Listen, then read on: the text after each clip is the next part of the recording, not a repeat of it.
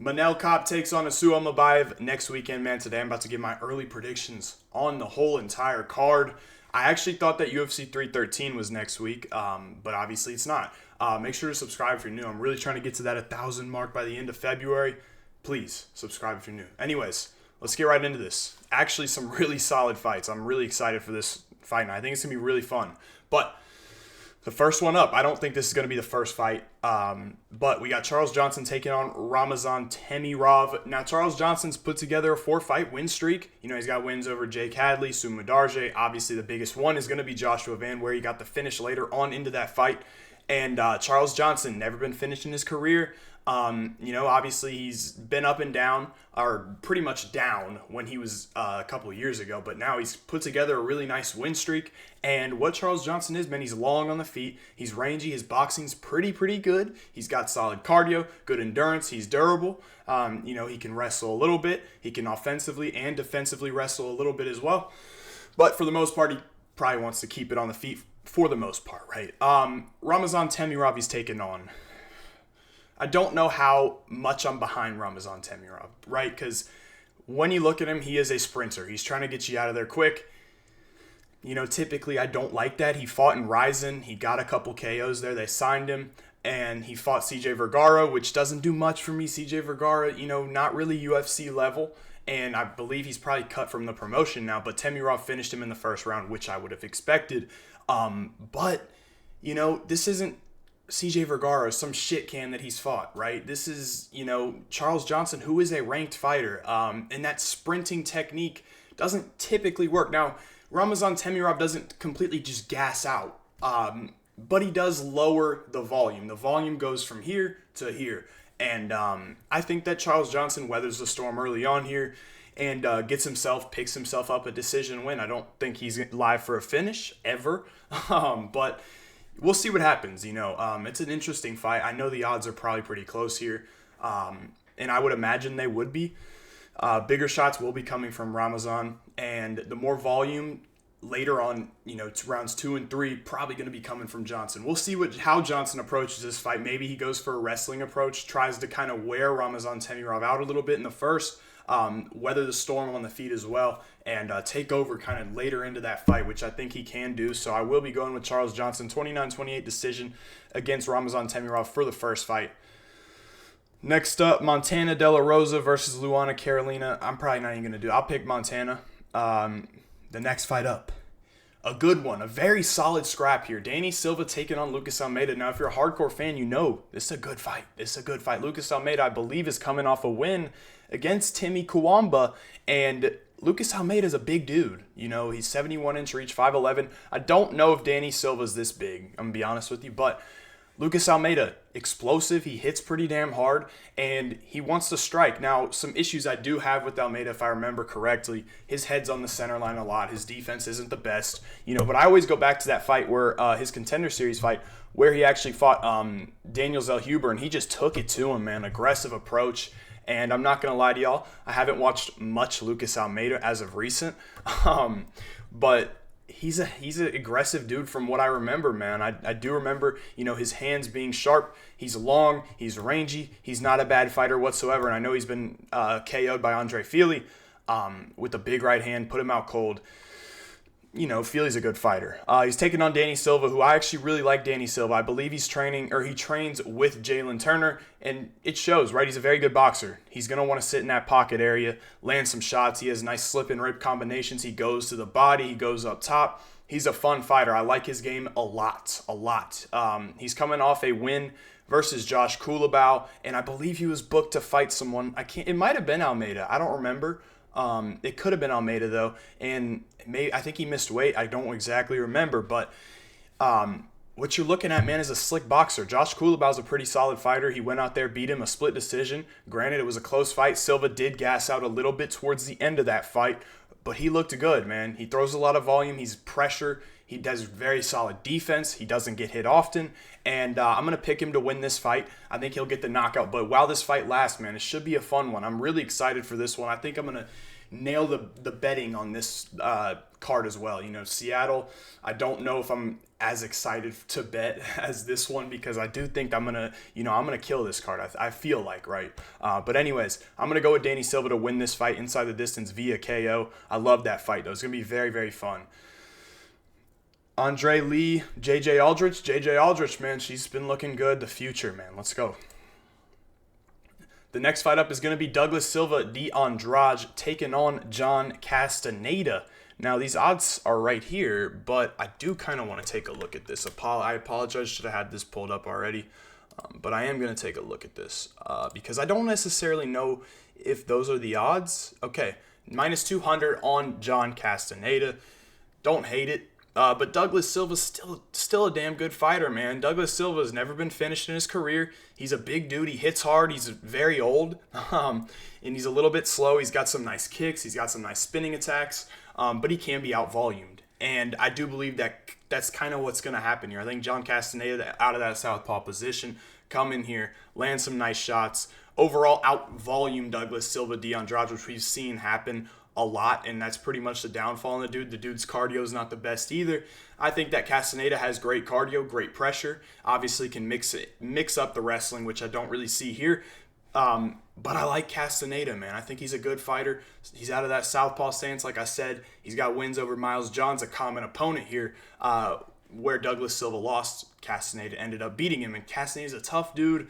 I like his game, man. I'm going to pick him to win this fight by a decision. Obviously, Douglas Silva is one of the toughest guys out there, man. He's very durable. So I don't think he'll get the finish here. And I think he's like 38 years old, bro. Crazy physique, man. Crazy physique. But anyways, let's move on. Ricardo Ramos taking on Chepe Mariscal. Man, this should be easy for Mariscal. You see the records are identical. But Ricardo Ramos is a quitter. He's a quitter. He's got horrible IQ. He's got no gas tank.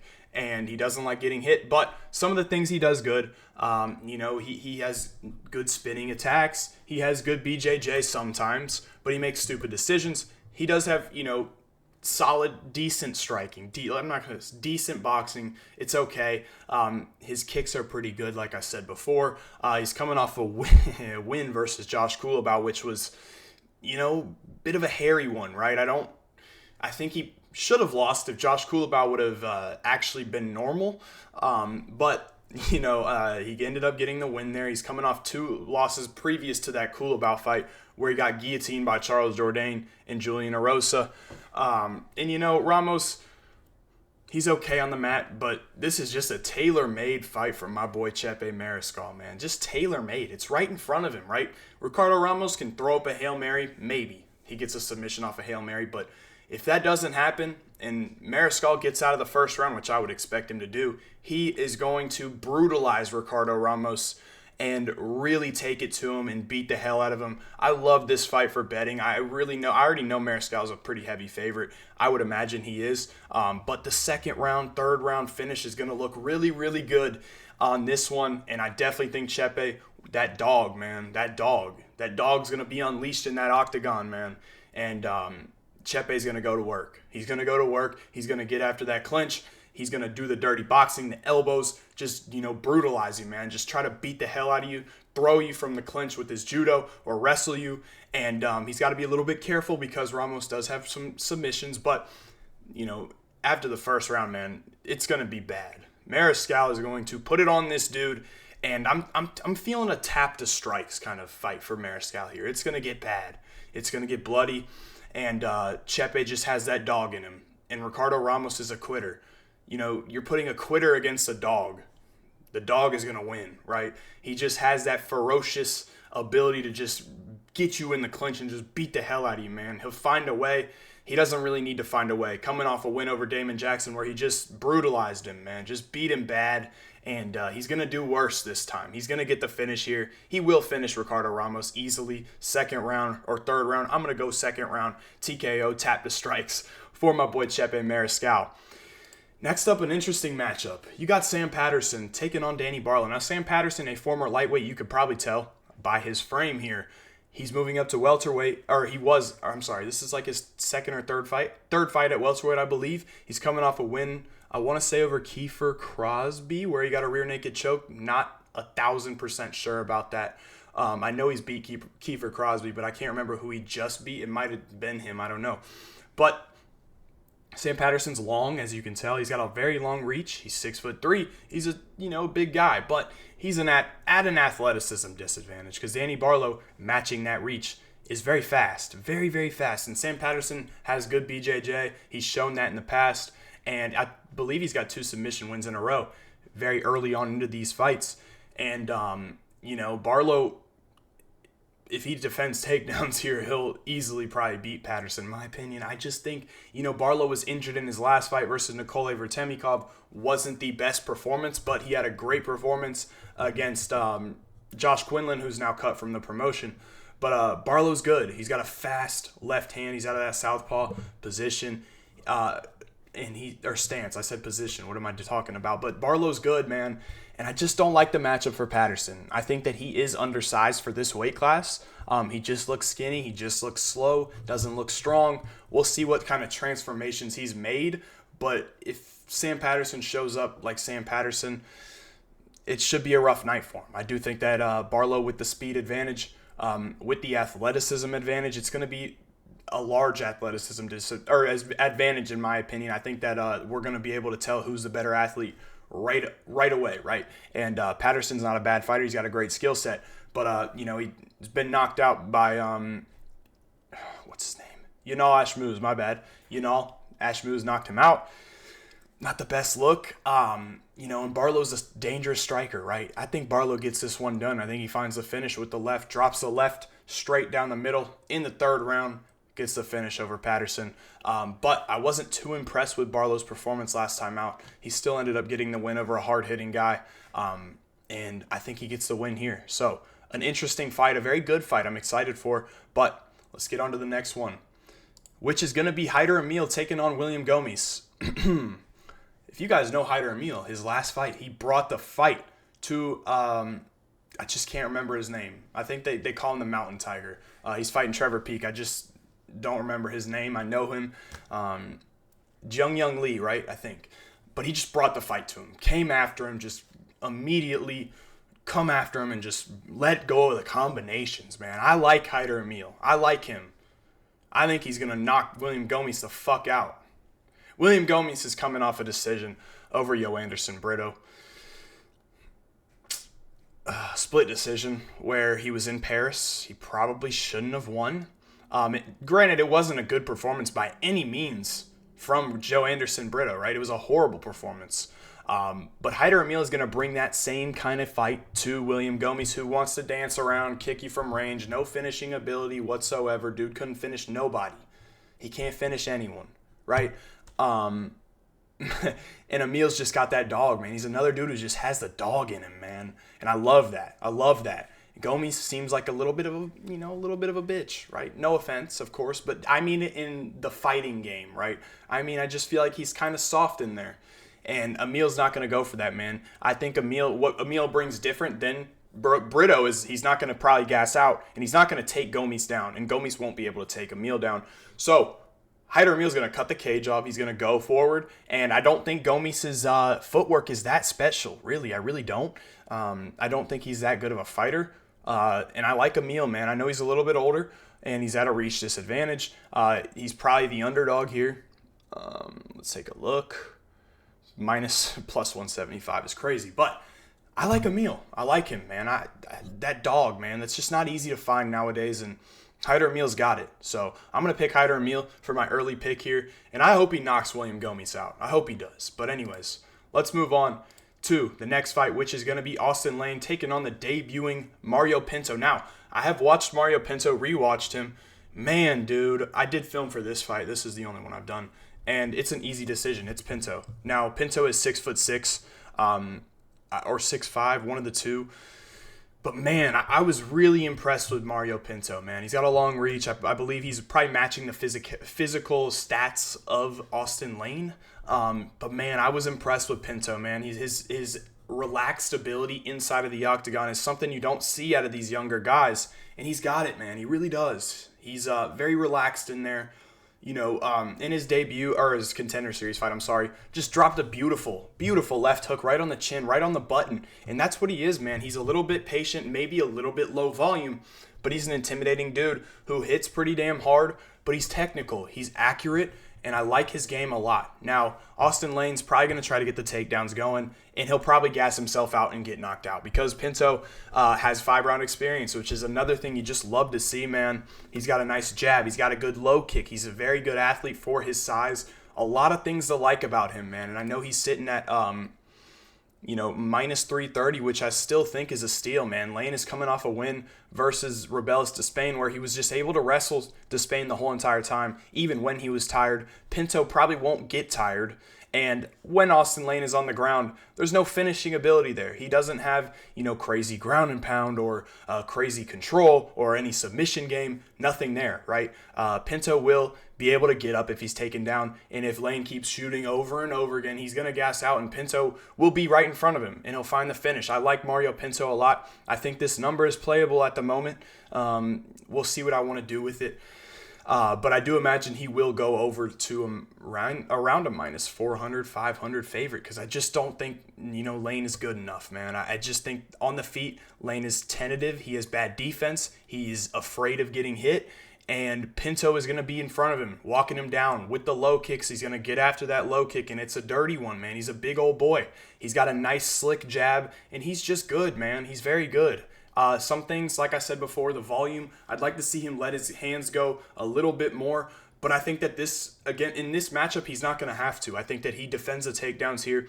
I've seen him defend takedowns. Even if he's taken down, he does a good job getting back up. And he's right back on the pressure with the low kicks, with the jab, and just gets it done. He's got nice footwork as well. He's a much better fighter here. He should get this one done easily. I'm going with Mario Pinto, my bad. I'll say it's one of those late finishes. I think third round, man. I think third round finish. He could get it done early, but he's getting the finish here. I believe he will. Next up, Esteban Ribovics taking on Nasrat Haqparast. Now, this line actually opened at Nasrat minus 200, and it changed in like 2 seconds. Because Esteban Ribovics is that guy, man. Crisp combinations. Obviously coming off one of the best fights of the year where I picked him to win. I actually had him by KO, so it was a little bit painful, and it is what it is. But Nasrat, I want to talk about him first. Coming off a controversial win over Jared Gordon, very controversial, but he's not a bad fighter, and he's a pretty solid striker, but he did gas out against Gordon, and you can't do that against Esteban. He's going to be there the whole entire fight. But something that I think Nasrat's going to do and might have success with in this fight is the takedowns. I really don't like Ribovics' takedown defense. I've noticed it's not the best. It's not great. But he's a dog. Another guy who's just a dog, man. He's going to bring that fight. He's going to rip those combinations. He's got nice boxing. He's got good defense. He is a more pressure volume boxing guy, and I love to see that. He's a very talented fighter, young guy, Argentinian. I like him to win this one. Minus 238 seems pretty normal, seems pretty fair. But I'm going with Ribovics. I'm going with Esteban Ribovics. I think he pushes the pace later on into this fight, gets himself a decision win, maybe gets controlled early on, but rounds 2 and 3 towards the end of round 2 pushes that pace and lands the body shots, goes up top. And, Nasrat obviously is a pretty good striker himself, but he's not as good as Ribovics, right? And has that heart, that durability to just come forward. I like Ribovics to win by a 29-28 decision here. Next up, you just got a car crash of a fight. Julian Marquez taking on Cody Brundage. As you can see by the records, man, this isn't fun, right? But the under in this fight is going to be nice. It's going to be nice. The under 1.5 might be minus 200, but I'll still probably take it. Cody Brundage coming off a quit no contest where he's done it twice. Quit against Al Hassan. Quit against Jacob Malkoun as well.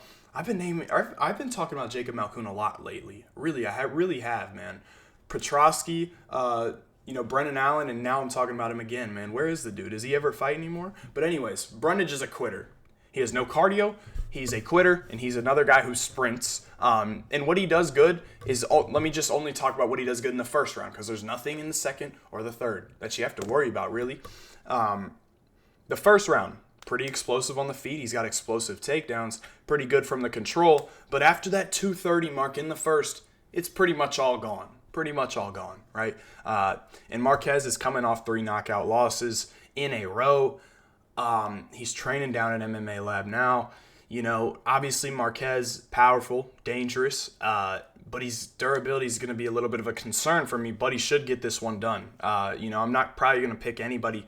I'll probably never pick Cody Brundage against anybody in the UFC, and I'm not picking him here. I'm picking Marquez, I think, by a submission. I think Brundage shoots a lazy takedown. Marquez wraps him up in a choke, and Brundage taps in 2 seconds, probably, or less than that, because he has no heart, no will, is a quitter. He's a quitter. So we'll go with Julian Marquez second round. First round submission. The main events. Manel Kape versus Almabayev. I've been very very transparent about my thoughts on Almabayev. I think he's a very, very overrated fighter. Because honestly, when it comes to the striking department, he is nowhere near Manel Kape. Nowhere near, right? And he's a pretty good wrestler. He's undersized. To me, I feel like he's an atom weight. I really don't think, he's a 125er. He doesn't seem big whatsoever. I don't like Almabayev. I don't think he's a good fighter. His last fight versus Mateusz Nicolau got him into the rankings and at this number 8 spot, which he does not deserve. Because I would really pick a guy like Cody Durden, to go out there and beat Almabayev. I think Durden beats Almabayev. I really do. You know what I mean? And he's got some good wrestling, solid wrestling. It's nothing insane. It's not better than Makayev. It's not better than, Pantoja. I would pick, Alex Perez to really give Almabayev a lot of problems and I probably would, imagine Alex Perez beats Almabayev 50-45. I don't think highly of Almabayev. I know he's young. Solid wrestler, like I said before. Good cardio, good endurance. But, he's nothing crazy on the mat like what I mean? He's not like Pantoja. He's not like, even for God's sakes, Perez. He's not like Erceg, Moreno. He's not like any of those guys to me. I would probably even say Amir Albazi's a little bit better than him on the mat as well. Amir Albazi is better on the mat than Almabayev. So I think this should be a relatively easy fight for Manel Kape, and I'm willing to play him at minus 215. Absolutely. Obviously, this is a fight that I'm probably going to do film on faster than others because I'm interested in the Manel Kape side because he's coming off a fantastic performance versus Bruno Silva where he just really beat the hell out of him. Really, really just put it on him. Ended up getting the finish, and that's the Manel Kape we need to see. The motivated Manel Kape who actually wants to fight for a title, and this will get him that if he wins, in my opinion. I think he'll get the knockout here. I think he'll get the finish here. He's too fast with the hands. He's a much, much better striker, and I hate how he comes out tentative against grapplers, and that's something I'm obviously going to have to take into note, but I don't think Almabayev's that good of a wrestler. He's got his back taken by Jose Johnson. Jose Johnson's not in the UFC. Jose Johnson's a white belt on the mat, probably. No, I'm joking. But he did get his back taken. I'm not joking about that. But, kind of getting pieced up by CJ Vergara was Almabayev. So he's not a good striker. He's got some decent kicks at range, but not much to offer. And I do think that Manel is going to be a little bit tentative early on. But once he feels the takedowns of Almabayev and starts defending them, then I think we'll start to see Manel Kape open up, and I think he will find his way to a finish in this fight. Obviously, this is a fight, like I said before, that I'm interested in at minus 250. Oh, wait, I'm sorry. I was looking at Royval. He's at minus 245 right now, which I'm still interested in. I think that minus 300 is somewhere probably where I'd stop looking at him. Pause. But I think that this is playable. The fact that he was minus 215 versus Royval compared to this is ridiculous. But I will be going with Manel Kape. I think he gets this one done, second round finish. I think he will finish this fight, or he'll brutalize him. I think it'll be an easy fight for him. If he comes out confident, he should have no problem winning this fight. So that's going to be my pick, Manel Kape via finish. But yeah, man, that's going to wrap it up for me. Hope y'all boys enjoyed. Catch you in the next one.